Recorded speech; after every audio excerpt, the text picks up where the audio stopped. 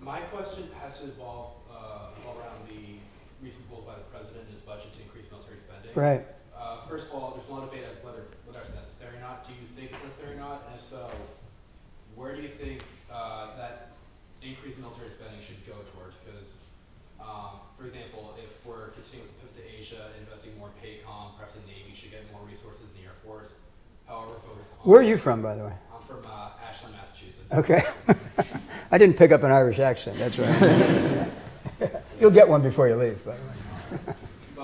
Because we're saying in the Middle East, CENTCOM yeah. would probably require more Army forces and Marines. So in which direction do you see the United States military going forward? Yeah, it's a great question. And first of all, no budget increase should be proposed absent a strategy to articulate it. And you know, look, when I was in uniform and even now, I mean, yes, we do need more money, but we need it, you know, it doesn't do any good in our system to have one administration say, you need more money and then just give you the money. And the next administration says, you don't need more money and take it away. And we're in a bit of a cycle now where we can't agree. And what we really ought to be agreeing on is what the hell is our strategy? What exactly are we trying to accomplish as a nation? And what I mean by that is we've got 5 real security issues that we're trying to deal with. Doesn't mean that we're going to have a confrontation with all 5, but they're a factor. Russia and China, 2 heavyweights. Iran and North Korea, 2 middleweights. And then a movement that stretches from Afghanistan to Nigeria. It's not radical Islamic. It is radical Islamist. And, you know, I'm a real student of language. You know what Mark Twain said, the difference between the right word and the wrong word is like the difference between lightning and lightning bug. And so you better get the right word. And the right word is radical Islamist groups. Islamist means taking religion for political purposes to try to establish influence in geographies like caliphates and things. Islamic means of the religion, and it's not about the Islamic faith.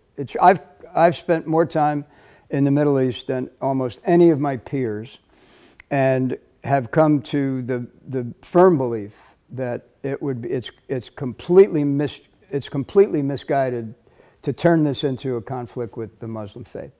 But we do have to be careful of radical Islamist groups that stretch from Afghanistan to Nigeria.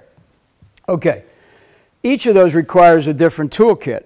You know, the toolkit you're using against terrorism in Iraq and Afghanistan is not applicable to deterring Russia from expanding its influence in Eastern Europe, or it's not conducive to deterring China in the South China Sea, and it's doesn't do a damn bit of good for trying to convince Kim Jong-un not to fire nuclear-capable ballistic missiles, or Iran from conducting cyber attacks and sponsoring state-sponsored terrorism through Lebanese Hezbollah. So what we need is a military that's capable of doing more than one thing.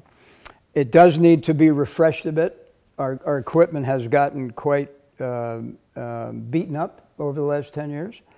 And we're a little smaller than we need to be, but not dramatically smaller than we need to be. And I just hope we don't take the money away from places like diplomacy or from the Coast Guard. You know, the Coast Guard is not a military arm, it's a law enforcement arm. So we'll see. I mean, I count on those I left behind, who I hope are protégés and like-minded with me, who will, as they look at this budget increase, will understand that, you know, some of it should be invested in human capital, some of it in modernization. But the other thing we got is we've got too much infrastructure.